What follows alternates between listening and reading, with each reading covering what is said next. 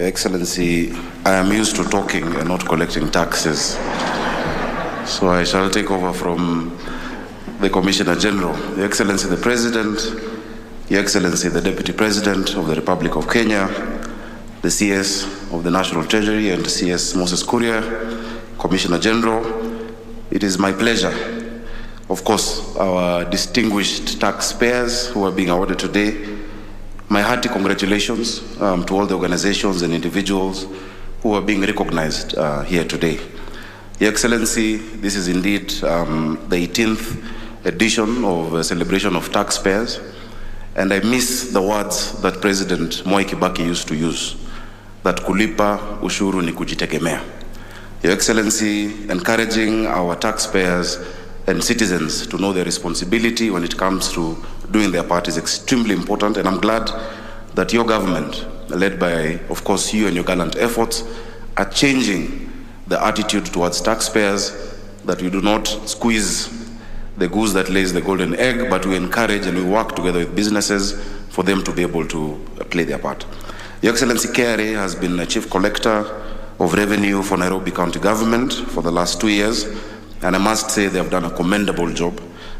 Commissioner General and your team, I say asanteni sana. Your Excellency, growth is inevitable, and now we are moving from the KRA Nairobi Revenue System, because they've helped us build our capacity, to our new platform that we shall launch soon called Nairobi Pay. Your Excellency, all payments to Nairobi County Government, and I'm glad these businessmen and women are here and the institutions that they represent, are going now to come through a digital system.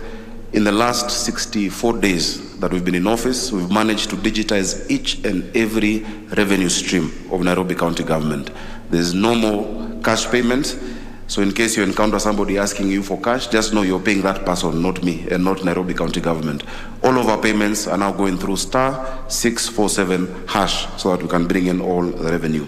In addition to collecting revenue, the KRA has also shown us, and we've been sitting, we've burnt the midnight oil with a great team that Commissioner Mburu has given me, led by Anastasia and Leonard Omondi, to be able to look at the weaknesses that had been there in the system of revenue administration, and we've developed and we've solved for those problems. Our planners and developers had a lot of problems on NPDMS uploading their business approvals, their building approvals. We've been able to sort that out.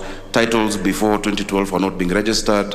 Professionals could not see every step of the process, and I'm glad that in less than 60 days we've been able to resolve that, and the feedback we're getting from the industry is very positive.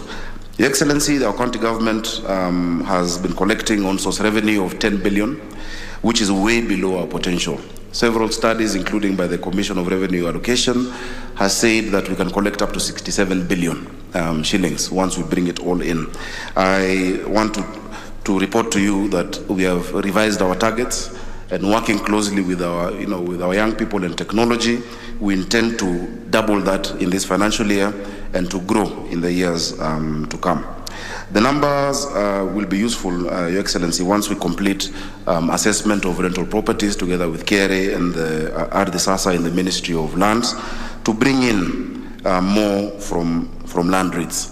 And I'm glad, Your Excellency, we've discussed and you've assured me, because some of those who also owe us money, the greatest institutions that owe us money are your institutions in the national government.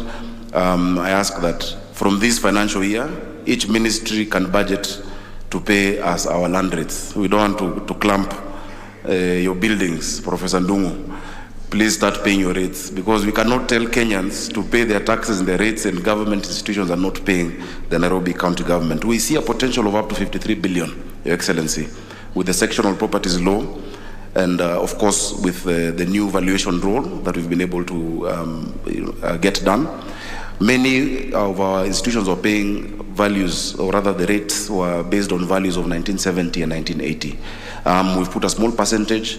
Thank you for your assistance in setting up the valuation court, which we are gazetting today, and we're dealing with all the disputes. Kulipa ushuru ni kujitegemea. We want to serve you. Your Excellency, apart from the rates, parking fees, and other charges that we are owed, I'm glad that with the new attitude and you being the ambassador of taxes, I will report a record from national government, And next year, Commissioner General, I hope Nairobi County Government will emerge as the top taxpayer, or at the very least, the most improved taxpayer, Your Excellency.